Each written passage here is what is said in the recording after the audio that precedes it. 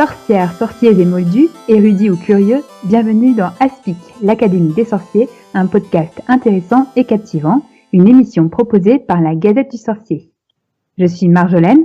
Et je suis Alix, rédactrice de la Gazette du Sorcier. On accueille ce soir Nicolas Rousseau et Valère Ndior pour un épisode autour de Harry Potter et le droit, du nom du blog de nos deux invités, et qui va donner naissance à un livre, Le droit dans la saga Harry Potter, qui sera publié ce mois de juin 2019 chez Henrik B Éditions, et sur lequel on va revenir un peu plus tard. Donc du coup, Valère Ndior, tu es professeur de droit public à l'Université de Bretagne occidentale. Est-ce que tu peux nous dire un peu plus sur ton parcours, sur ton lien avec Harry Potter ? Ok, tout d'abord, bonjour et merci beaucoup pour l'invitation. Effectivement, je suis professeur à Brest, donc à l'Université de Bretagne occidentale. Je suis spécialisé en droit international, mais ça fait quelques années que j'aime bien travailler sur les rapports entre les fictions et le droit, ou plutôt la représentation du droit dans les fictions. Et il s'avère que je suis lecteur de Harry Potter depuis que je suis adolescent, et évidemment je suis ravi d'avoir trouvé l'opportunité d'associer mon activité professionnelle et ma passion pour Harry Potter en me posant des questions sur les rapports entre le droit et Harry Potter. Donc voilà, pour résumer dans les grandes lignes. Et ta maison à Poudlard, ce serait ? Alors selon moi, Gryffondor, selon tout le monde autour de moi, pouf souffle. C'est un mélange intéressant. Voilà. Et donc Nicolas Rousseau, tu es anciennement chargé d'enseignement en droit et tu travailles maintenant au ministère des Finances. C'est ça. Bien ça ? C'est ça. Bonjour. Merci beaucoup pour l'invitation. Donc oui, tout à fait. J'ai fait des études de droit. J'ai été chargé d'enseignement en droit public et je suis passionné de Harry Potter depuis 20 ans désormais, je crois. C'était en 99 la sortie du prisonnier d'Azkaban ou d'Azkaban. Oh, je sais pas comment on dit, je sais pas si on dit Azkaban ou Azkaban. Je pense qu'on peut dire les deux. D'accord. Chacun sa version. Voilà. Et donc moi, j'ai pas vraiment réussi à conjuguer Harry Potter avec mon métier, donc c'est plutôt une passion à côté, un loisir, que de travailler sur les relations entre Harry Potter et le droit. Très bien. Même si c'est juste une passion, ça a quand même votre duo a quand même donné un projet quand même assez ambitieux qui est donc Harry Potter et le droit, donc qui est d'abord un blog. Alors, est-ce que vous pouvez revenir un peu sur comment ça a commencé et comment vous en êtes arrivé à finalement faire un livre? Oui, Nicolas, je crois que je me lance et puis tu compléteras si j'oublie des choses. Faut savoir qu'à la base, Nicolas et moi, on est tous les deux administrateurs de sites qui sont associés à la vulgarisation juridique ou à l'actualité sur le droit. Donc moi, j'ai créé il y a plusieurs années un blog qui s'appelle Le droit international expliqué à Raoul. Le but, c'est de faire connaître le droit international au grand public, si nécessaire en utilisant la culture populaire. Et par ailleurs, Nicolas et certains de ses collègues avaient créé un site qui s'appelait Le Chevalier des Grands Arrêts, qui porte sur le droit administratif. Donc on a fini par se rencontrer et devenir amis parce qu'on avait des hobbies communs. Et alors à partir de là, il y a une version officielle et une version officieuse de la genèse du blog. La version officielle, c'est que on réfléchissait intensément pendant un moment de discussion juridique, et on s'est dit que ce serait quand même bien d'appréhender Harry Potter d'un point de vue juridique. La version officieuse qui correspond à la réalité, c'est qu'on était dans une grosse soirée chez Nicolas. On buvait des bières au beurre, on va le dire comme ça. Et en discutant, on a aperçu les livres de Harry Potter dans la bibliothèque. Et je crois qu'il y avait aussi un livre en anglais qui s'appelle The Law and Harry Potter. Tu me confirmes, Nicolas, je sais plus. Oui, c'est ça. Et on s'est dit, mais c'est quand même super. Il y a des Américains qui ont fait ça. Ils ont étudié le droit sous l'angle de la saga Harry Potter. Et on se disait, ils ont fait ça, mais en fait, c'est surtout un prétexte pour parler de droit US. Et on a commencé à se dire, mais nous, on pourrait carrément faire ça. On a chacun nos blogs, on pourrait créer un site commun, juste un projet éphémère, et on proposerait à des juristes autour de nous de travailler sur un aspect de la saga Harry Potter en fonction de leur spécialité juridique. Et évidemment, bon bah voilà, le lendemain, l'idée nous semblait toujours valide malgré la sobriété. Et on a commencé à faire une liste de petites thématiques sur lesquelles on se disait bah tiens, là il y aurait un truc à faire en droit, le polynectar, le fonctionnement du ministère de la magie, les sorts impardonnables. Et une fois qu'on a trouvé une petite liste qui nous semblait sympa, je crois qu'on avait à l'époque une quinzaine de thèmes, on a concrètement on a lancé un appel autour de nous sur nos réseaux sociaux à des copains, des collègues en leur disant bah on va faire un petit cycle là dans quelques semaines et si vous avez envie de participer, prenez ces thèmes ou proposez-nous en d'autres.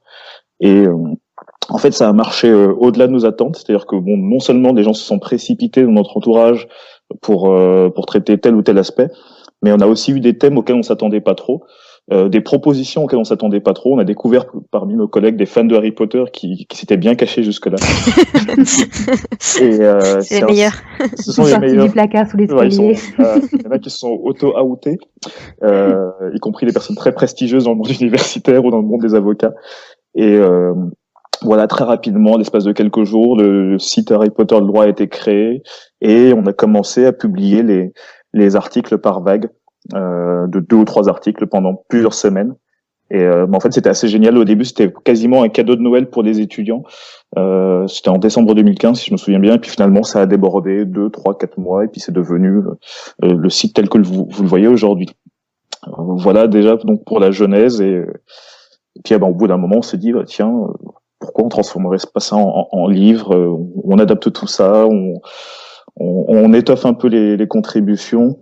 Et on a recontacté tous les auteurs, quasiment toutes les personnes qui ont participé au site internet en disant voilà, on a la possibilité avec un éditeur de transformer l'essai quasiment 4 ans plus tard. Regardez, on a eu des conférences, on a été invité à telle rencontre, donc ça veut dire qu'il y a vraiment un intérêt. Et je crois que 90% des auteurs nous ont suivis et ça donne le bouquin qui va sortir le mois prochain. Donc voilà un peu pour la genèse. C'est vrai que pour donner une idée à ceux qui sont jamais allés sur le site Harry Potter et le droit, la liste est assez impressionnante. J'ai pas pris le temps de compter, donc peut-être vous pouvez nous donner un chiffre, mais ça représente un certain nombre d'auteurs et surtout des articles de différentes tailles et différents formats, mais tout ensemble c'est assez impressionnant au niveau de la quantité en fait déjà. Oui, on a une vingtaine d'articles sur le blog. Va y avoir une vingtaine d'articles dans l'ouvrage qui sort. C'est pas forcément les mêmes d'ailleurs. Il y en a qui sont pas sur le blog, il y en a qui ne seront que sur le blog par contre. C'est vrai que en fait il y a et encore là dans les articles qu'on a, je pense qu'on peut en rajouter une bonne dizaine, hein. On peut trouver encore plein de thèmes.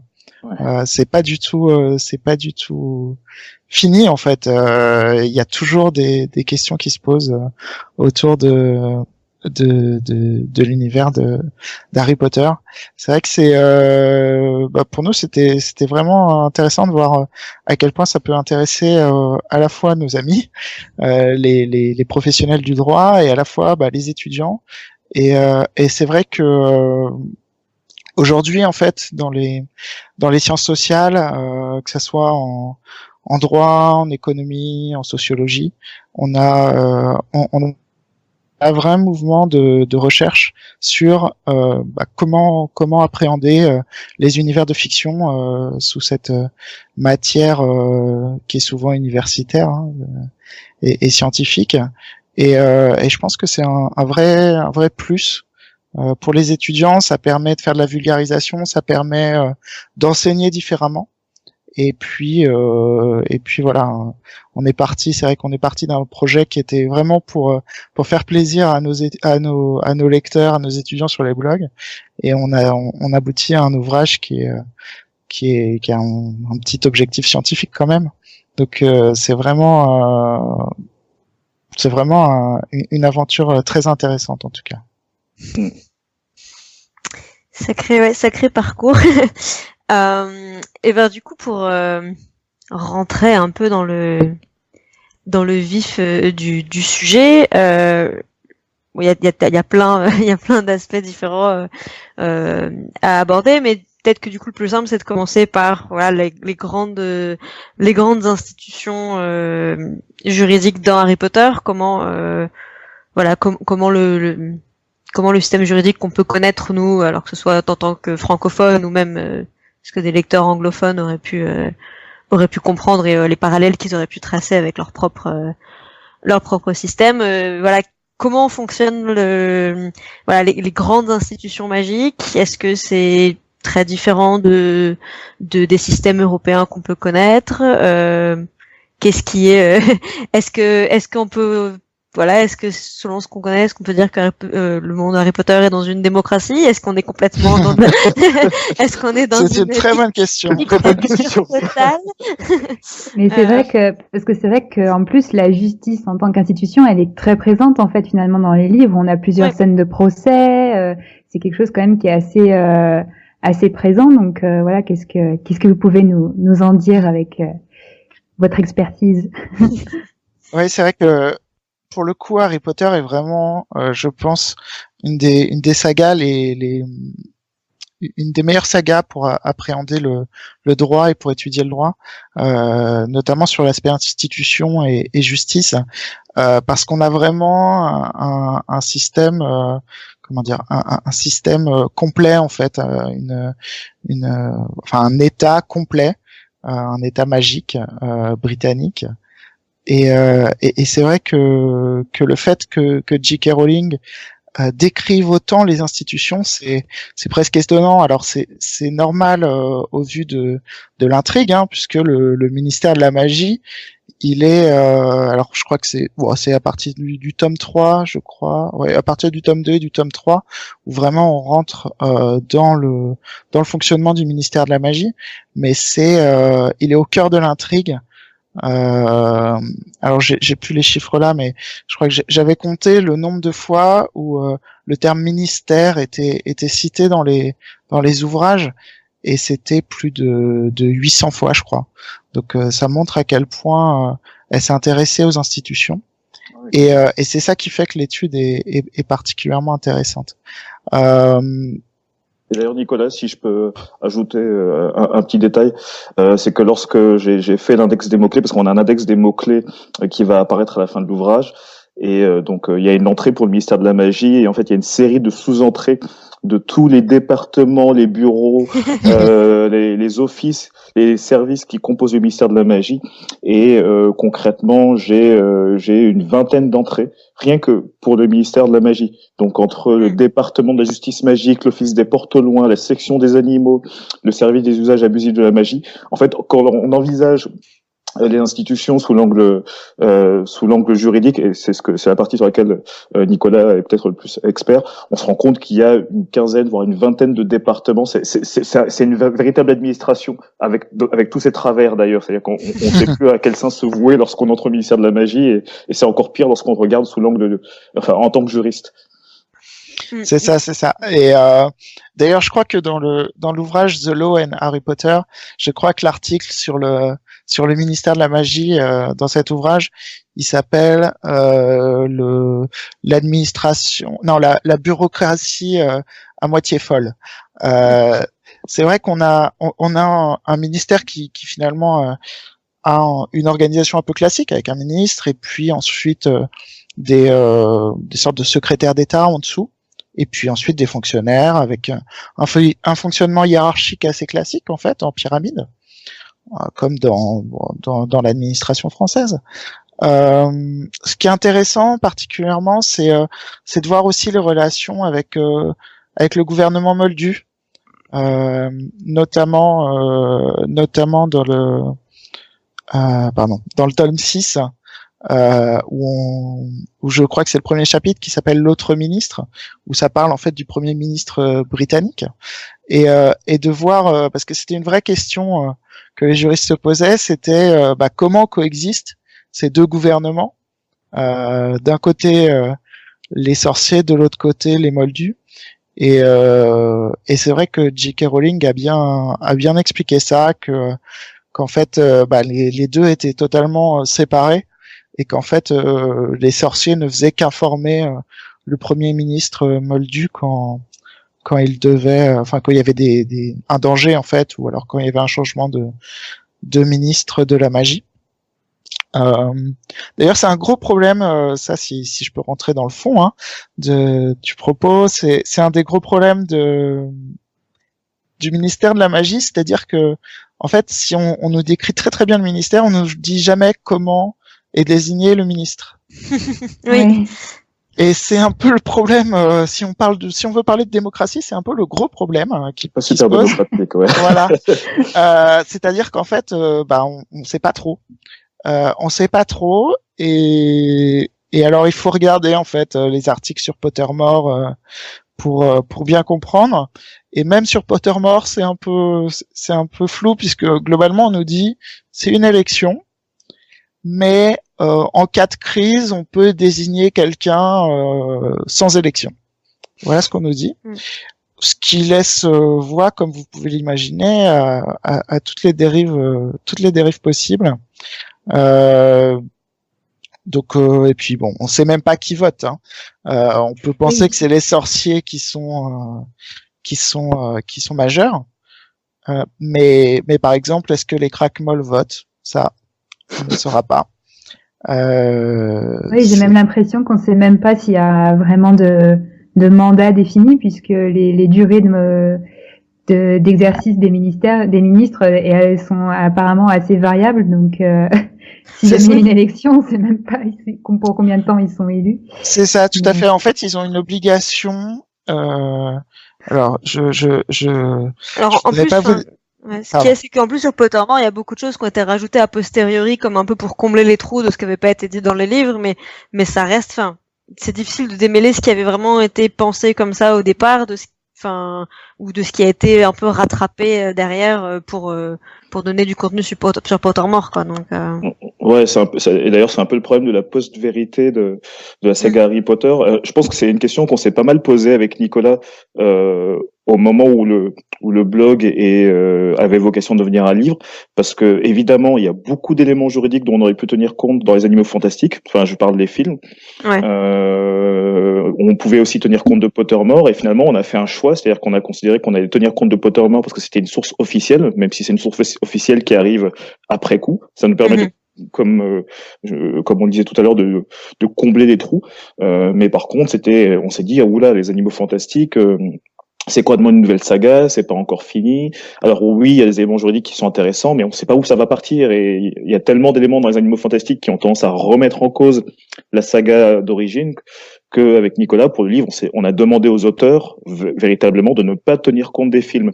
Ça, c'est un point qu'on a précisé très clairement. On leur a dit, vous vous arrêtez vraiment à l'univers tel qu'il a été établi dans la saga livresque, dans les films Harry Potter, et dans les ouvrages le Quidditch à travers les âges, le site Pottermore. Mais voilà, pour rebondir un peu sur ce qu'il disait Nicolas, on s'est dit, les Animaux Fantastiques, on va pas y arriver, parce que sur le gouvernement, sur les institutions, ça va devenir le bordel, ça va devenir incohérent en fait.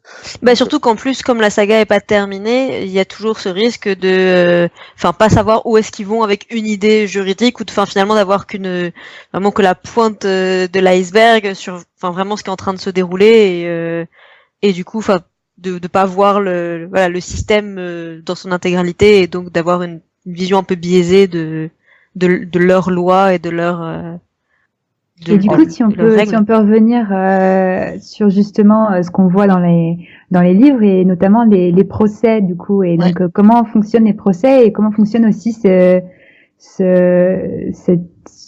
chose, je sais pas comment la définir, le Magen Mago, qu'est-ce que c'est, et comment on peut le c'est un tribunal, le Magen Mago, mais moi, ce que je trouve particulièrement intéressant, du coup, j'ai bien envie que vous nous parliez de ça, que vous donnez votre avis là-dessus, c'est que le Magen Mago, c'est un tribunal composé de qui avait envie de venir et qui s'est levé assez tôt le matin pour aller poser ses têtes sur les bancs du tribunal. On nous dit que Dumbledore l'a été, mais il y a plein de sorciers qui sont là, qu'on connaît pas pourquoi, comment, Sur le Magen Mago, le premier problème qu'on a, c'est que on a à la fois, il y a de la présence des fonctionnaires du ministère, en fait, déjà. C'est-à-dire que les personnes qui font ce qu'on appelle l'instruction, c'est-à-dire qui enquêtent, qui renvoient les personnes devant le tribunal, sont aussi celles qui jugent. Donc, ce qui pose un problème d'impartialité, bien entendu, qui est un concept très important dans la justice moldue, et qui a l'air un peu moins importante dans la justice des sorciers. On a ce qu'on appelle en fait la théorie. Alors là, je vais rentrer un peu dans le lexique spécialisé des juristes, du ministre juge, c'est-à-dire qu'en fait, on le voit bien, c'est le ministre qui préside, et que ça peut poser problème, puisque c'est le ministre qui grâce aux aurores et puis au département de la justice magique, et aussi celui qui enquête et qui même parfois peut décider de sanctions sans même passer par le Majeur de Mago, hein. Puisque si je dis pas de bêtises, c'est Hagrid qui se retrouve envoyé à Azkaban sans procès dans la. Il y a Hagrid effectivement qui se retrouve envoyé à Azkaban, et il y a Sirius aussi qui se retrouve envoyé à Azkaban sans procès, et qui le dit vraiment que c'était une période de guerre, et donc c'est ça. Il a été voilà, donc, il est envoyé en prison à perpétuité. C'est ça. On a vraiment on a en fait une assemblée de sorciers, ce qui est assez classique pour, enfin, peut-être pas le côté sorcier, mais une assemblée pour juger ses pairs. En revanche, en fait, tout ce qui permet d'éviter en fait un procès et de condamner sans procès n'est pas, enfin, ça a pas l'air de déranger grand monde dans le monde des sorciers. Donc ça, c'est déjà un vrai problème. Ensuite, en fait, on a l'impression que le Majeur de Mago, il est à la fois juge et enfin c'est la seule assemblée de sorciers en fait. Et c'est assez spécial, parce que c'est vrai que aujourd'hui, que ça soit dans le système britannique ou dans le régime français, on a des assemblées qui sont essentiellement des assemblées pour voter des lois, etc. C'est pas le cas dans le monde des sorciers. Vraiment, les assemblées sont réservées a priori à la justice. Donc ça, c'est une vraie particularité du monde des sorciers qui est intéressante, et qui en fait renvoie à ce qui se passait plutôt au Moyen Âge, où les assemblées étaient plus des assemblées qui rendaient la justice et non pas qui votaient la loi ou qui édictaient les règles de droit. Donc voilà pour le Majeur de Mago. Ouais, vas-y. Ouais, si on s'intéresse plus particulièrement aux membres du Majeur de Mago, si j'ai bien compris, ils sont choisis à raison de leur capacité, de leur personnalité, et donc ils sont pas des professionnels de la justice, hein, contrairement à ce qu'on peut avoir dans les systèmes moldus. Donc on a là, ça ressemble un peu en fait à la Chambre des Lords et la Chambre des Lords britannique, qui a été historiquement une assemblée de lords qui rendait la justice et qui était pas forcément des professionnels à l'époque. Mais du coup, ça veut dire que dans le monde d'Harry Potter, on n'a pas de distinction claire entre le pouvoir exécutif, le législatif et le judiciaire. Tout est mélangé. C'est le gros. Ouais, oui, vas-y Nicolas. Ouais, c'est le gros problème du monde de Harry Potter, c'est que il n'y a pas de séparation des pouvoirs. Donc en effet, le ministre globalement, il a le pouvoir exécutif, le pouvoir législatif et le pouvoir judiciaire. Et alors ensuite, ça se comprend tout à fait, hein, puisque ça fait partie intégrante de l'intrigue en fait. Donc forcément, on peut penser que J.K. Rowling a construit ce monde tel quel parce qu'elle voulait dire quelque chose, mais c'est vrai que c'est un vrai problème. Et quand bien même les ministres actuels de la magie sont peut-être un peu mieux attentionnés que ceux qui les précédents, il y a un vrai problème démocratique dans le monde des sorciers. Avec en plus une pression sur la presse, donc ça rajoute encore plus quatrième pouvoir. Tout à fait. Et c'est vrai que dans tout ce système-là, on a l'impression qu'il y a donc la chose qui est la chose la plus importante pour le ministère et du coup pour tous ces pouvoirs réunis au ministère, c'est le fameux Code international du secret magique. Et donc là, on passe dans le droit international chez les sorciers. Et donc, qu'est-ce que vous pouvez nous en dire? Parce qu'on sait aussi qu'il y a une confédération internationale des sorciers. Et qu'est-ce qu'on en voit dans la saga qui peut faire parallèle à ce qu'on connaît dans le monde moldu et peut-être par rapport à ce qu'on a dit par rapport au ministère britannique, est-ce qu'il y a aussi un fonctionnement aussi nébuleux ou alors problématique, ou est-ce qu'on a plus d'informations là-dessus? Sur ce point, la Confédération internationale des sorciers, elle voit un peu plus de rêve, parce que ce qu'on comprend de la Confédération, c'est que c'est une version un peu avancée de l'Organisation des Nations Unies. Et d'ailleurs, J.K. Rowling l'a complètement assumé dans un tweet qu'elle a publié en 2015. Un de ses fans lui demandait quelle était l'inspiration de la Confédération internationale des sorciers. Elle a répondu sans détour, en gros, c'est les Nations Unies. Sauf qu'elle fait un truc assez extraordinaire, c'est qu'elle crée une espèce de version avant-garde de l'ONU dès le XVIIe siècle, parce qu'on apprend grâce au cours du professeur Beans, grâce à Pottermore et puis grâce aux lectures insatiables d'Hermione que la Confédération a été créée au XVIIe siècle, que l'essentiel de son activité tourne autour de la protection du secret magique, parce qu'il y a un code, en fait c'est une convention internationale, c'est un code international du secret magique qui date de 1689. Le but évidemment est d'éviter que les sorciers se fassent persécuter. Pour éviter la persécution, il faut se cacher. Donc on va imposer à l'ensemble des populations de sorciers à travers le monde de respecter le code du secret magique. On va organiser une série de conférences. Il y a une conférence qui est mentionnée dans Les Animaux Fantastiques, qui a lieu en 1692 sur la protection du secret des créatures magiques. On oblige, on va même adopter un fameux article 73 qui est d'ailleurs la base de la nouvelle saga, l'une des bases de la nouvelle saga, Les Animaux Fantastiques, qui consistant à dire il faut assumer les responsabilités en matière de dissimulation, de soins et de contrôle de tous les animaux, les êtres et les esprits magiques. Et c'est une vraie organisation internationale qui naît bien avant que les Moldus créent l'ONU. Alors en plus c'est marrant parce qu'on apprend lorsqu'on fouille un peu sur Pottermore que le premier Manitou suprême, donc c'est un peu le secrétaire général, le premier Manitou suprême, c'est un Français, ce qui est assez conforme à l'histoire moldue. On apprend que Dumbledore a assumé des fonctions au sein de cette confédération, et on apprend que cette confédération peut prononcer des sanctions à l'égard des gouvernements.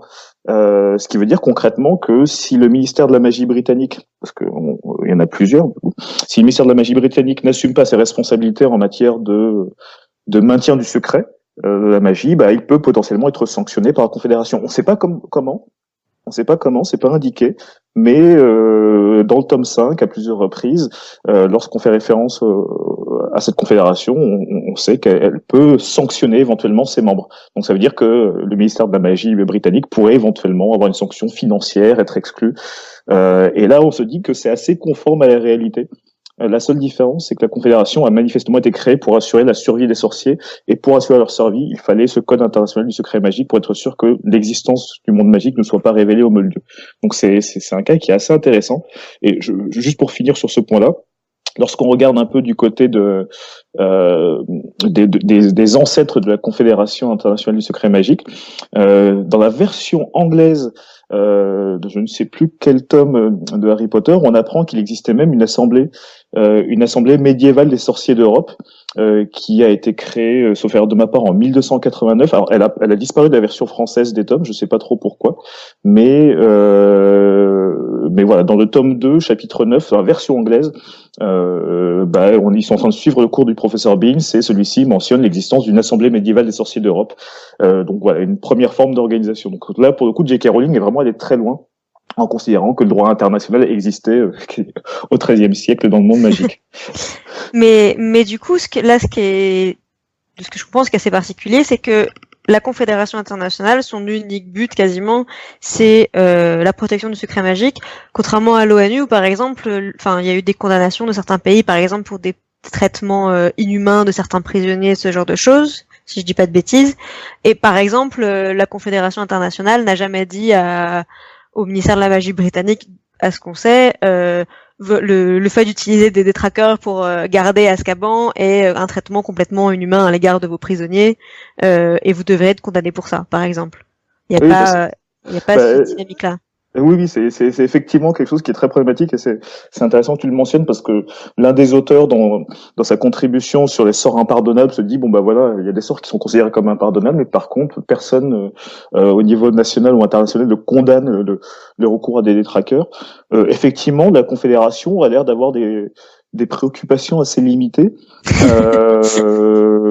Voilà, alors pour la petite histoire, dans le tome 5, le chapitre 31, on apprend que lorsque le premier Manitou suprême a été désigné, donc le français Pierre Bonaccord, ça a été contesté par Liechtenstein parce qu'on trouvait qu'il était trop progressiste, il voulait adopter des mesures favorables aux trolls, donc on a quand même l'impression que c'est une organisation qui est un peu conservatrice.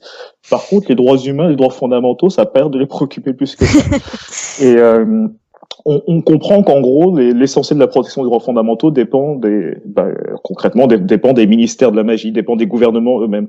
Comme on le disait tout à l'heure avec Nicolas, il y a pas mal de départements, de secrétariats, de bureaux au sein des ministères, et ce sont essentiellement eux qui vont s'intéresser aux droits fondamentaux. Mais la Confédération, aucune référence à ma connaissance, aux droits fondamentaux, et donc ça dit quelque chose. Mais je pense que c'était un peu dans l'intention de J.K. Rowling de montrer qu'il y avait cette priorité avant tout, préserver le secret de notre existence. Le reste, on verra plus tard.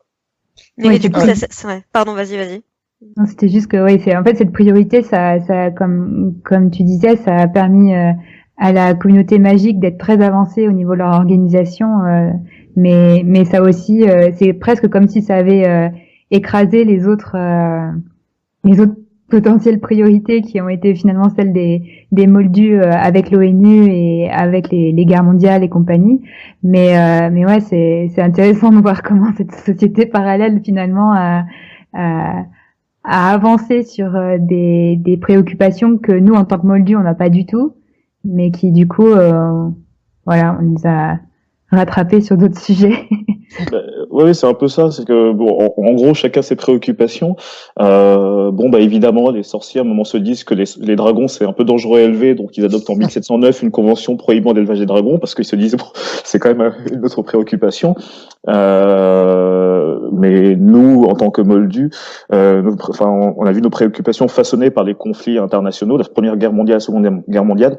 Et tout étudiant en droit qui étudie le droit international apprend que le droit international a explosé essentiellement après la Seconde Guerre mondiale. C'est là qu'on a des organisations qui se créent, des conventions qui sont conclues, et le but c'est d'éviter que ces événements-là se reproduisent. Et ce serait intéressant de voir ce qui pourrait se passer dans le futur de la saga Harry Potter avec la première puis la seconde guerre des sorciers, voir si on se poserait des questions sur la discrimination à l'égard finalement des crackmolls, comme disait tout à l'heure Nicolas.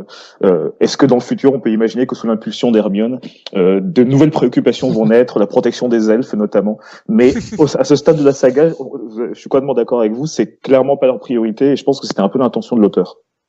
Et du coup, il y a même finalement voilà le code du secret magique prévaut sur presque tous les autres droits humains et en cas de guerre, ça devient presque une excuse pour faire des choses complètement qui vont aussi à l'encontre des droits en fait des sorciers techniquement.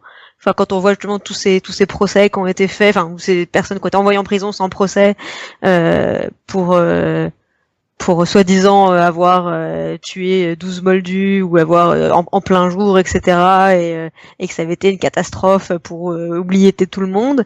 Ouais. Et ça a servi d'excuse pour envoyer un innocent en prison sans vérifier que c'était bien lui. Et donc voilà, la motivation c'était il a sans doute cramé la couverture des sorciers. Globalement, on a quand même un vrai problème de droits fondamentaux dans le monde de Harry Potter, hein, parce que c'est vrai que c'est pas très présent, c'est pas du tout présent au niveau international. C'est pas beaucoup plus présent au niveau du ministère de la magie britannique, hein. Donc on le voit bien, il y a pas de charte des droits du sorcier, il y a une petite charte du Magen Mago qui permet de s'assurer quand même qu'il y a quelques règles de procédure quand on veut faire un procès, mais vraiment voilà, il a le droit, Harry a le droit de faire citer quelques témoins, il a le droit d'être défendu par Dumbledore lors de son procès, mais encore il a fallu que Dumbledore parce qu'il connaissait la charte des droits, parce qu'il avait été président du Magen Mago, qu'il puisse faire valoir les droits d'Harry. Donc on a un vrai problème de droits fondamentaux dans cet univers, que ça soit également la liberté de circulation, la liberté d'expression. On n'a pas du tout les mêmes problématiques que dans le monde moldu. Et c'est vrai qu'on retrouve forcément ça au niveau national et au niveau international. Alors, donc justement, ça fait une très bonne transition sur la deuxième partie de ce dont on voulait parler. Donc maintenant qu'on a parlé des institutions et de toutes ces organisations ministérielles, on voulait parler plutôt de tous ces petits détails de la vie quotidienne du monde magique et comment ces détails peuvent être vus avec les lunettes des juristes. Et donc on reviendra sur les sortilèges impardonnables pour passer d'abord peut-être à un sujet un petit peu plus léger, mais pas moins compliqué, je pense, qui est celui de la propriété et de l'appropriation des biens et de ce que la magie change en fait dans ces notions-là. Donc bon, j'imagine qu'il y a d'autres personnes comme moi qui sont pas trop sûres de savoir exactement de quoi ils parlent quand ils parlent de propriété privée et encore moins dans Harry Potter. Donc qu'est-ce que vous pouvez nous en dire? Alors là-dessus, c'est vrai que on a sur le blog un article très intéressant d'Antoine Touzin sur le statut des biens magiques. C'est vrai que dans la saga, c'est parfois un peu compliqué de bien comprendre la propriété privée dans le monde magique, même si c'est un des points qui est quand même un peu détaillé, hein. On le voit notamment avec l'histoire de l'épée de Gryffondor, tout à fait, qui est revendiquée par les gobelins. On a un problème parce que certains biens en fait échappent un peu à la propriété privée. C'est ce cas-là. On peut parler du choix-peau magique aussi, finalement. Est-ce qu'il appartient à Poudlard? Est-ce que c'est une personne en lui-même? Est-ce que c'est un bien? Est-ce que c'est une personne? Déjà, ça c'est une distinction qui est un peu difficile à caser en droit moldu. On distingue bien les personnes et les choses. Les choses étant ce qui, dans la plupart des cas, peut être approprié, peut faire l'objet d'une propriété privée. Dans le monde magique, la frontière, elle est un peu plus ténue et on a parfois du mal à savoir où est cette frontière entre les personnes et les biens, enfin et les choses. C'est le cas notamment, par exemple, avec les fantômes. C'est le cas avec les esprits frappeurs. C'est le cas aussi des créatures magiques. On a eu le même problème en droit français. Je sais pas si vous le savez, mais il y a eu des grands débats sur le statut des animaux. Je sais pas si vous en avez peut-être parlé. Alors oui, justement, du podcast numéro 3. On en profite, autopromo, pour ceux qui n'ont pas écouté, vous pouvez retourner dans l'épisode 3 qui traite justement de cette question de l'éthique animale. Et puis justement, on parle pas mal de droits en fait dans cet épisode aussi. Donc voilà. C'est vrai que les créatures magiques ont un statut très particulier et qu'il y a une vraie question là-dessus, mais on a donc aussi une question vraiment pour ce qu'on pour les biens, notamment avec les baguettes, bien entendu, puisque la baguette magique choisit son sorcier, vous le savez tous. Donc, qu'est-ce que ça veut dire? Ça veut dire que celui qui ne possède pas la baguette, en tout cas si la baguette ne le reconnaît pas comme son propriétaire, elle fonctionne mal, tout du moins, et donc ça pose un problème si on parle juste de propriété privée, quoi, parce que la personne peut détenir la baguette et pourtant il peut pas s'en servir. Donc ça pose un vrai problème de droit. On a également le souci des Horcruxes.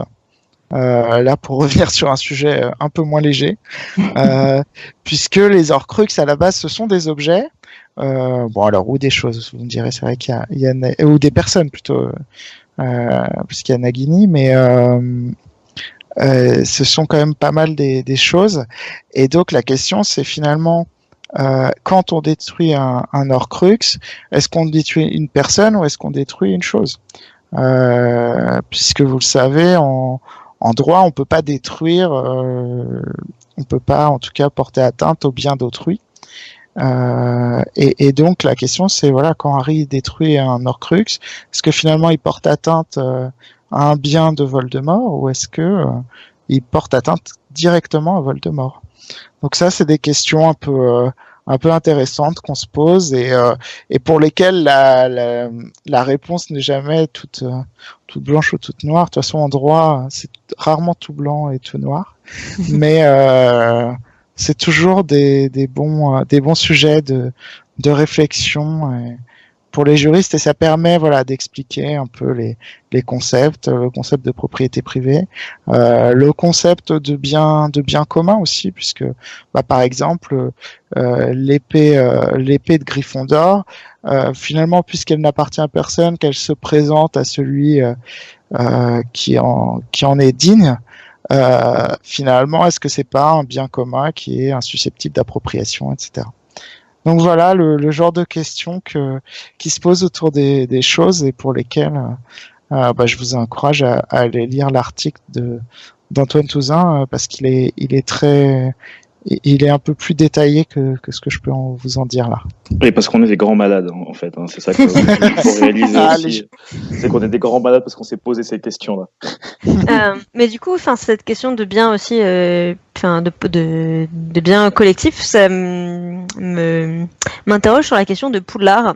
En tant que bâtiment, école, est-ce que du coup, on sait, le statut de l'éducation dans le monde sorcier est un peu étrange, parce que le ministère intervient beaucoup, mais en même temps, à quel point dans les lois sorcières c'est établi que ils ont le droit d'intervenir, ou est-ce que c'est juste Cornelius Fudge qui a envie de fourrer son nez partout, et du coup, voilà, est-ce que Poudlard est une propriété du ministère, est-ce que c'est plus quelque chose de privé qui est financé, parce que c'est aussi il y a un conseil d'administration qui finance aussi beaucoup l'école, donc est-ce qu'il y a une notion aussi de financement privé, et donc de propriété, Alors déjà, pour le financement, c'est un peu particulier, parce que globalement, le financement dans le monde d'Harry Potter, on n'en parle presque pas.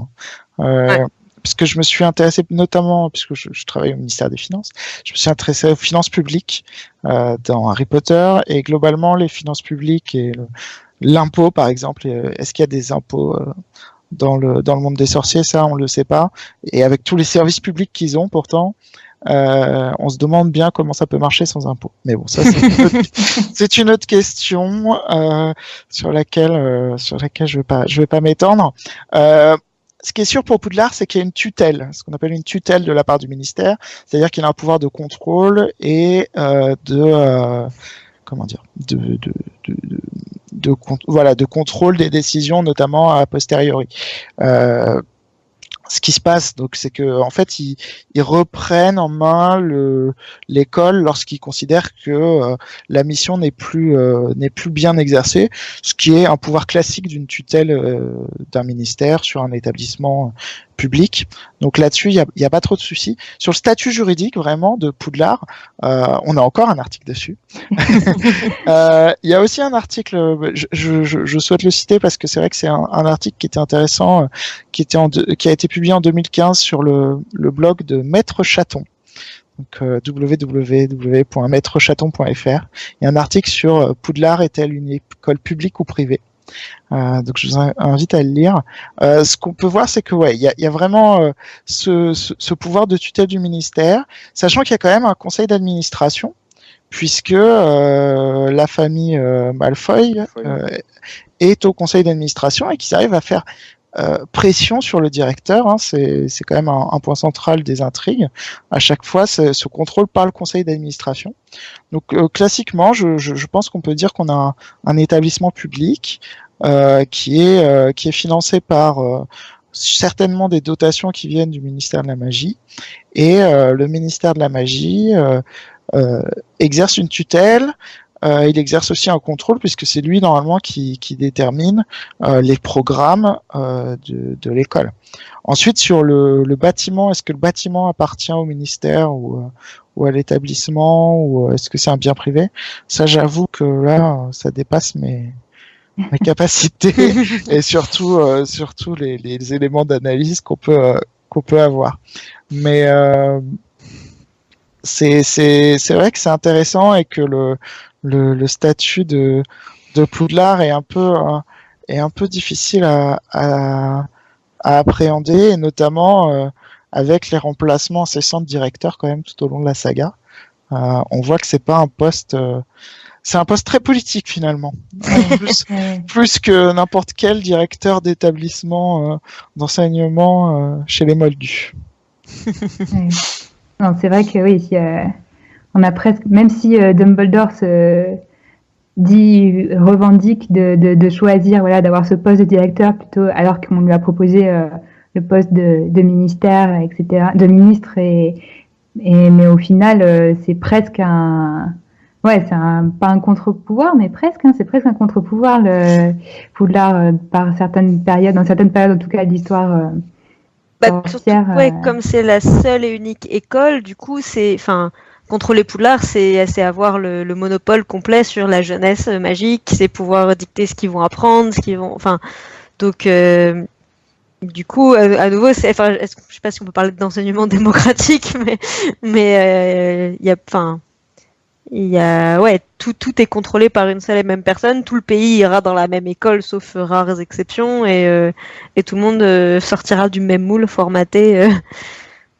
Surtout qu'il y a un pouvoir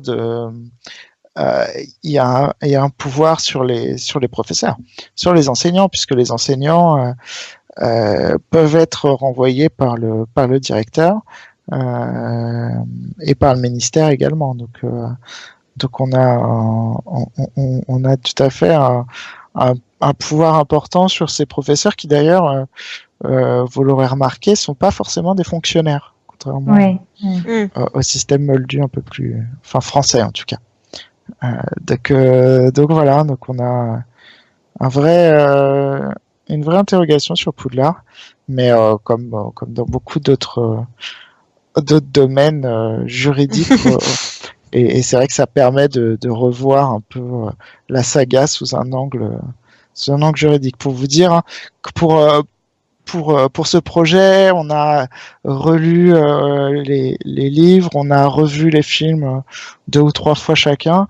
Et à chaque fois que je les revois, je me dis mais oui, mais il y a cette question-là aussi. Il y a un problème juridique là. Et c'est sans fin. L'imagination des juristes est sans fin. Du coup, petite question à part avant de reprendre le film, mais est-ce que ça vous fait ça que avec Harry Potter, ou est-ce que maintenant que vous avez peut-être la gymnastique de voir dans la pop culture les problèmes juridiques, vous pouvez pas vous empêcher de les voir dans toutes les œuvres que vous consommez peut-être? Malheureusement, je crois qu'on est fichu, parce que Harry Potter n'est qu'une étape dans l'analyse d'une série d'autres créations. Là, il y a des doctorants dans mon université qui viennent tout juste de publier un ouvrage sur Game of Thrones. Donc voilà, en fait, il y a tout un mouvement qui est né aux États-Unis qui s'appelle Law and Pop Culture, qui s'est développé depuis plusieurs années et qui commence à arriver en France.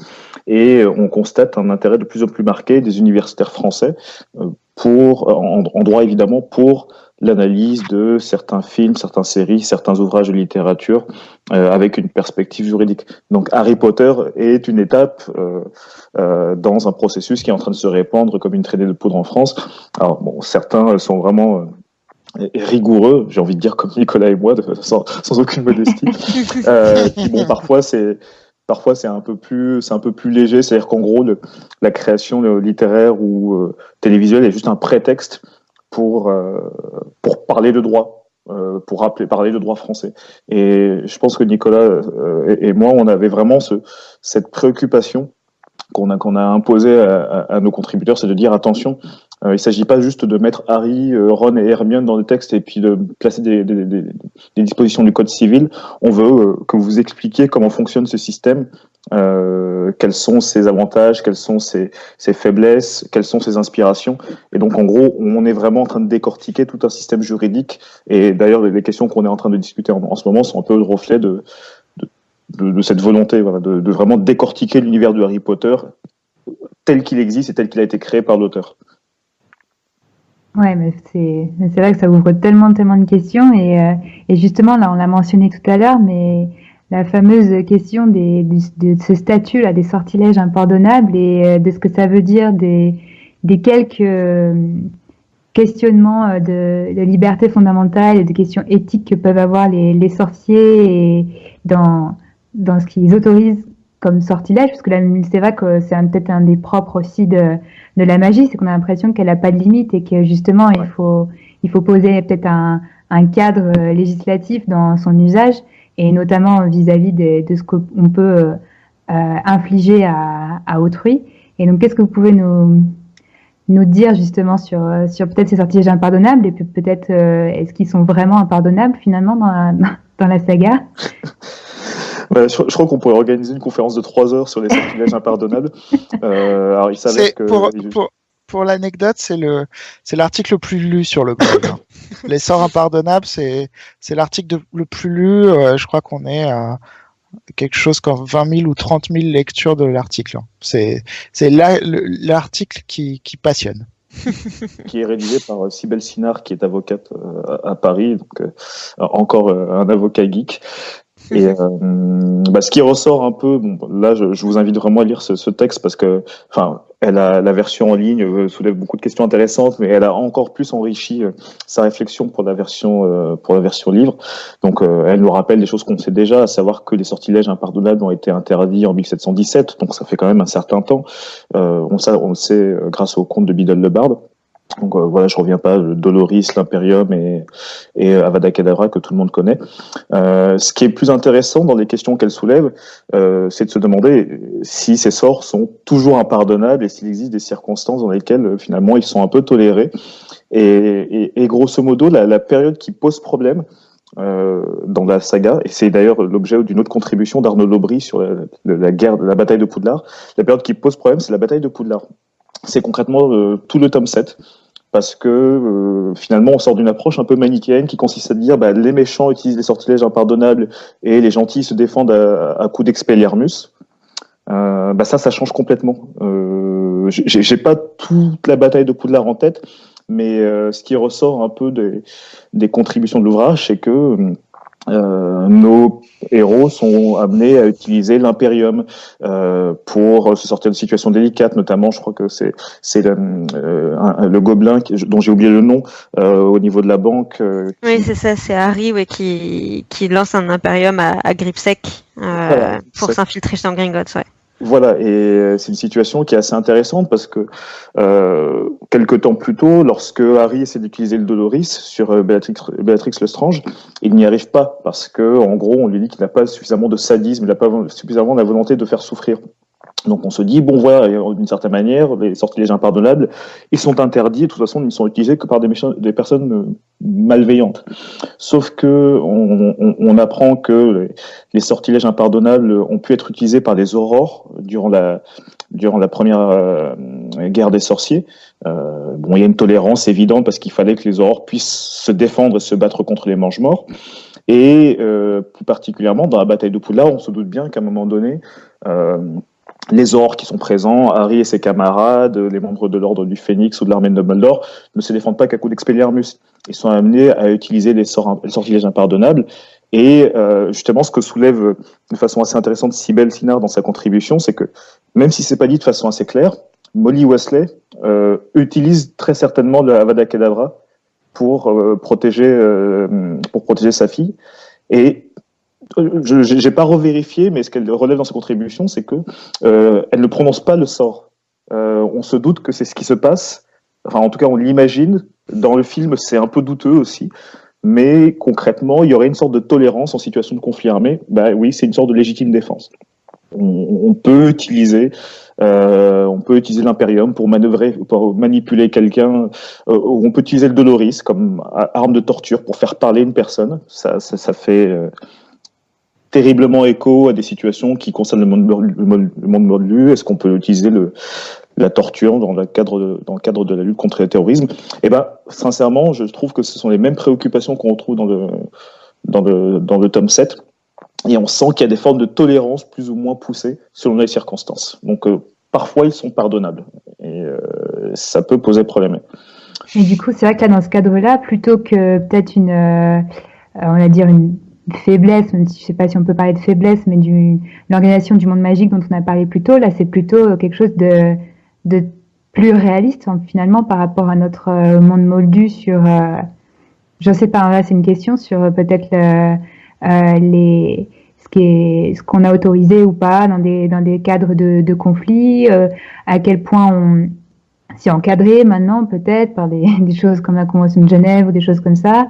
Et est-ce que c'est une faiblesse là du monde magique comme on a parlé peut-être avant sur des questions de liberté fondamentale, ou est-ce que c'est quelque chose qui finalement est plus réaliste que ce dont on a parlé peut-être avant?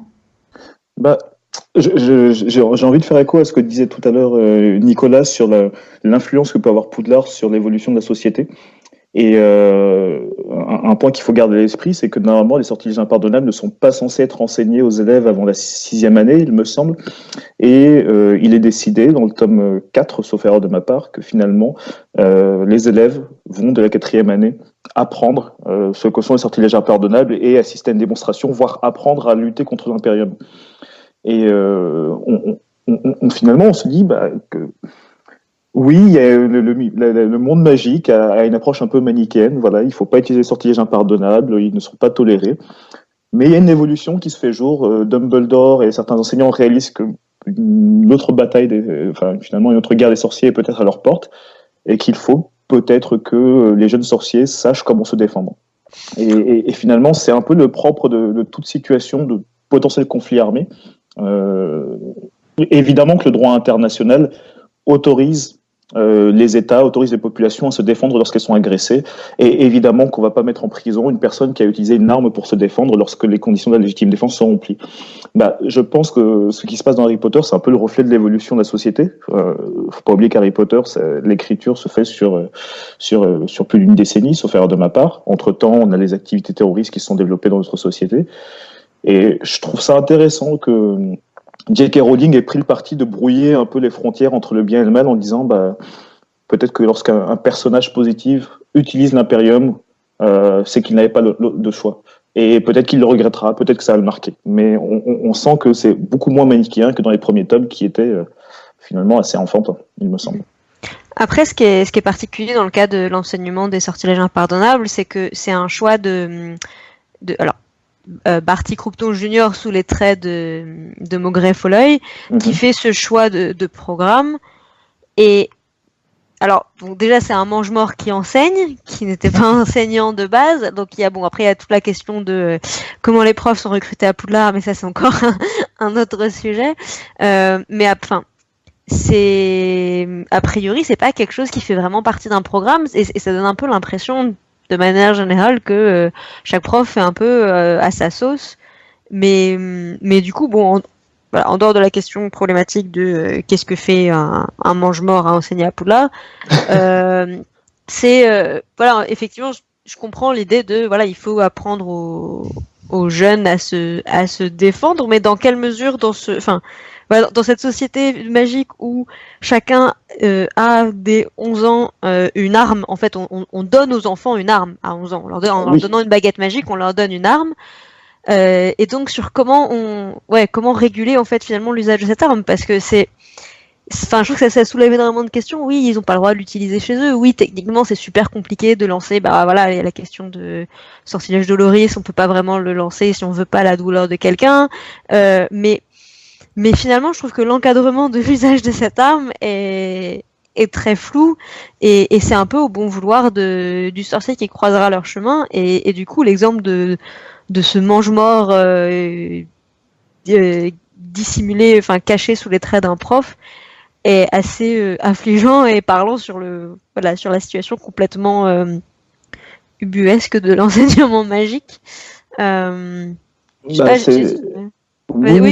Je suis assez d'accord. Alors, il y a tout de suite un exemple qui m'est venu à l'esprit lorsque tu as parlé de la baguette magique en tant qu'arme. Alors, nous, en droit français, il y a une catégorie, ce qu'on appelle une arme par destination. C'est-à-dire qu'en gros, il ne s'agit pas nécessairement d'un revolver ou d'une épée, mais d'un outil qui, en gros, dans un contexte particulier, peut avoir la fonction d'une arme, ou en tout cas avoir les conséquences de l'utilisation d'une arme sur notre personne.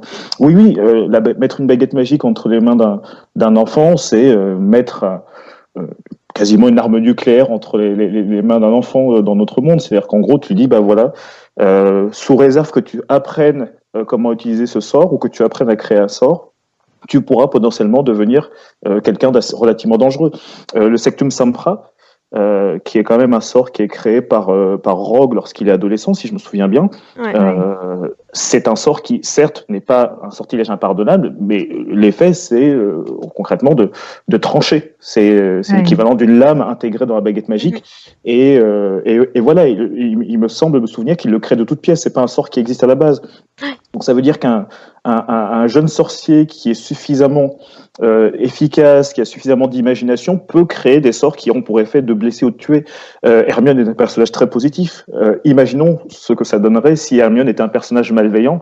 Elle pourrait créer des sorts qui seraient bien plus dangereux que les sortilèges impardonnables.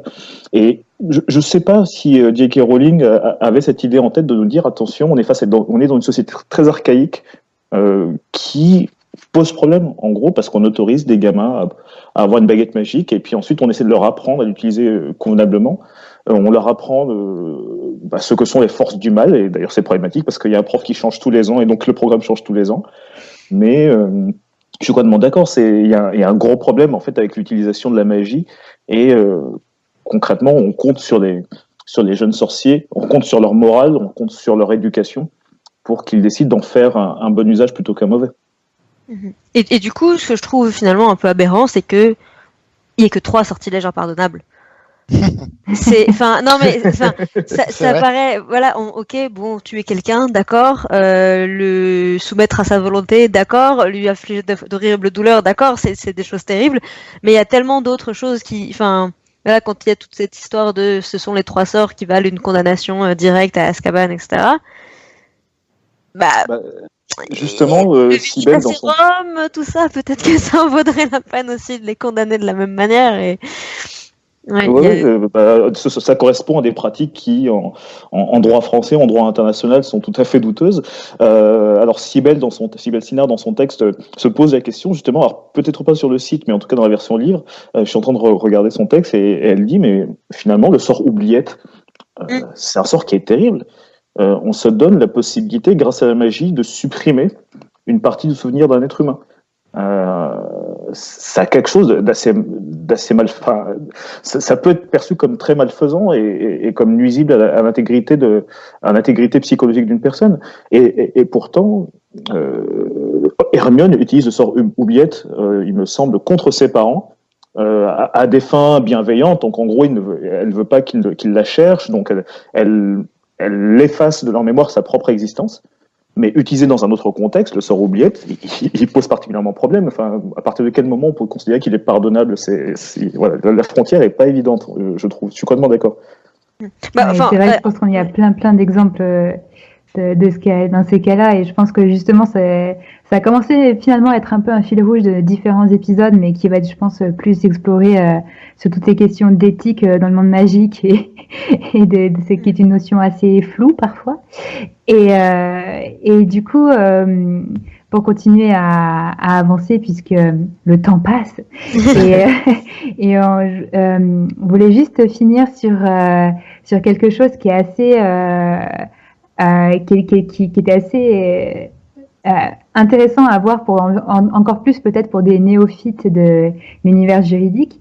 C'est la manière dont la saga peut être utilisée pour même des exercices juridiques.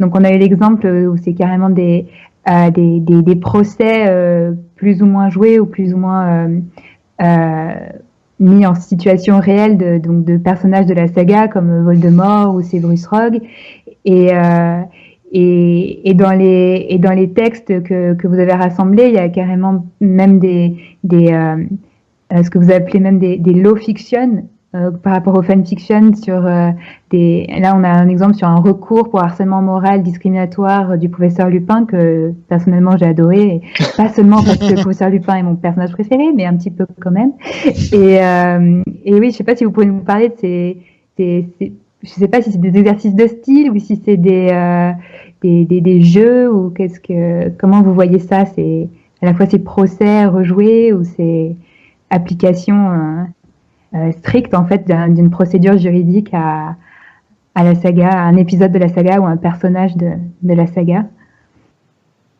Alors, je vais peut-être commencer juste par dire un mot sur les procès, et puis Nicolas, si tu veux parler ensuite des law fiction.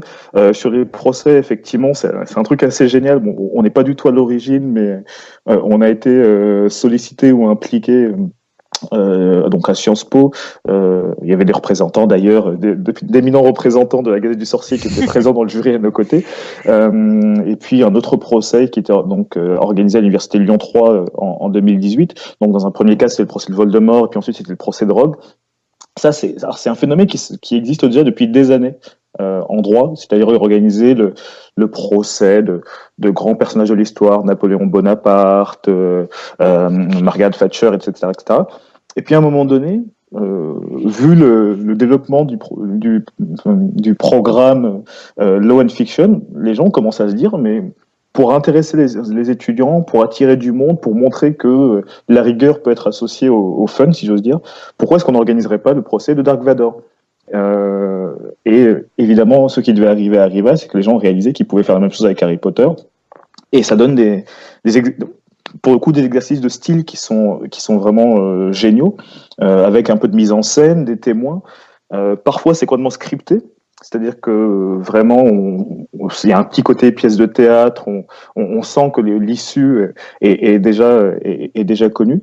Et puis parfois, comme c'était le cas à Lyon 3, donc sous l'impulsion d'associations étudiantes, du professeur Jean-Christophe Roda, il y a vraiment un exercice de contradictoire, c'est-à-dire qu'il y a une partie qui vient défendre les intérêts de Rogue, il y a une partie qui est plutôt là pour assurer sa condamnation, et à la fin on demande vraiment au public de voter pour déterminer qui a été le plus convaincant.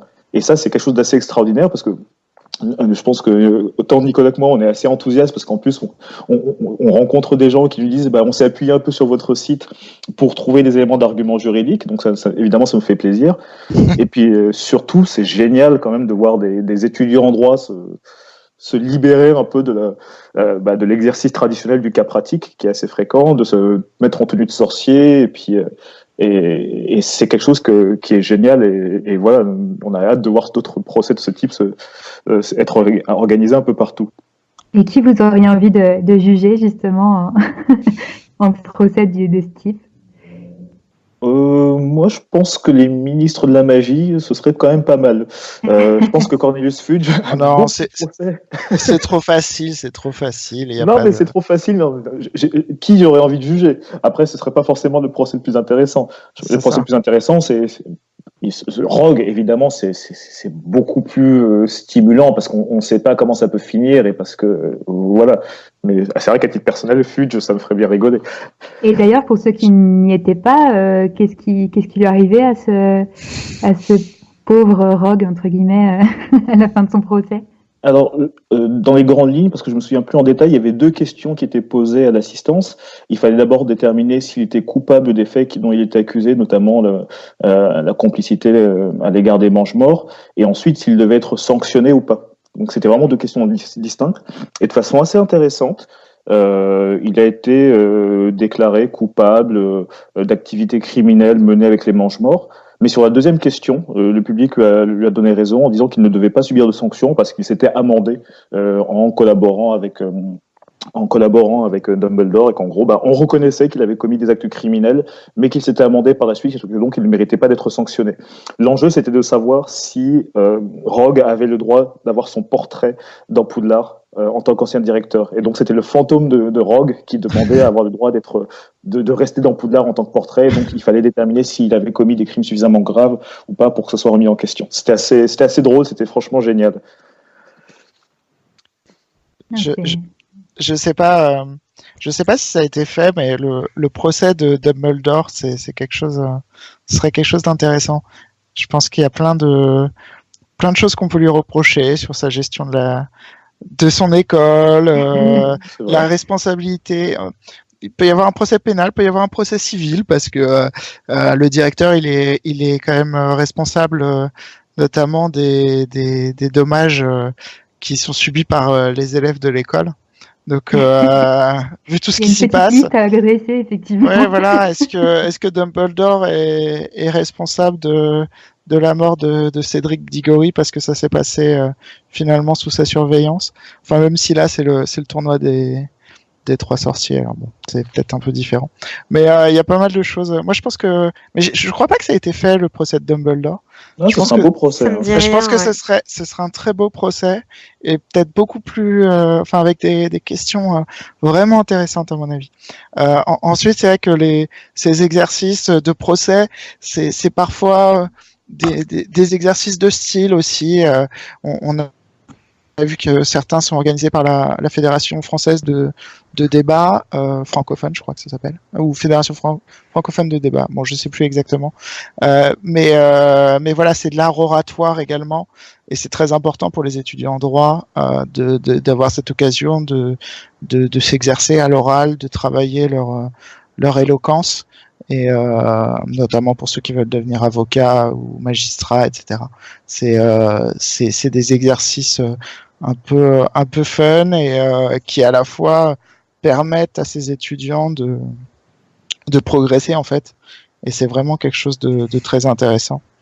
Ensuite, pour reparler pour la deuxième partie de la question sur le recours pour harcèlement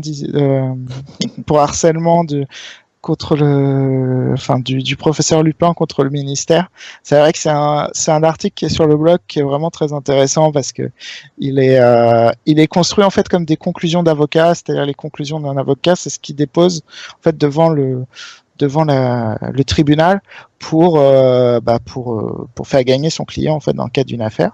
Et donc en fait Marie Perronnet qui est doctorante en droit privé, enfin elle est peut-être docteur maintenant. Elle est devenue docteur entre-temps. Oui, pardon, qui est docteur en droit privé, a fait ce recours et c'est vrai qu'il est vraiment construit comme un mémoire déposé par un avocat devant un tribunal. Et si vous savez pas à quoi ça ressemble, je vous engage à le lire parce que c'est vrai. Et puis il y a vraiment de l'humour dedans et c'est vraiment vraiment top. Elle a créé des choses très intéressantes et voilà, c'est un peu ces exercices juridiques un peu rigolos et qui permettent de vulgariser un peu le droit et de montrer un peu à tout le monde que on peut faire du droit tout en restant ludique parce que c'est quelque chose qui est souvent reproché au droit, c'est son côté austère Et je pense qu'avec ça, on montre bien, avec les procès, avec ce genre d'exercice, on montre bien que en fait, c'est juste une question de positionnement et d'imagination. Et je pense que cet épisode en sera aussi l'illustration pour tous ceux qui vont l'écouter, parce que vraiment, je pense que Alix comme moi, on était totalement étrangères à ce domaine, et c'était vraiment fascinant de découvrir et puis de s'initier un peu peut-être à des termes qu'on entend sans comprendre, et ouais, non, merci beaucoup pour ça, et on a hâte de voir le livre. Oui. Donc qui sera sorti ou pas au moment où on sortira cet épisode. C'est un peu la petite interrogation. Il est prévu pour le 18 juin 2019. Voilà. Et peut-être qu'il y aura des événements qui accompagneront la sortie du livre. Est-ce qu'il y a des choses de prévues pour promouvoir ce livre?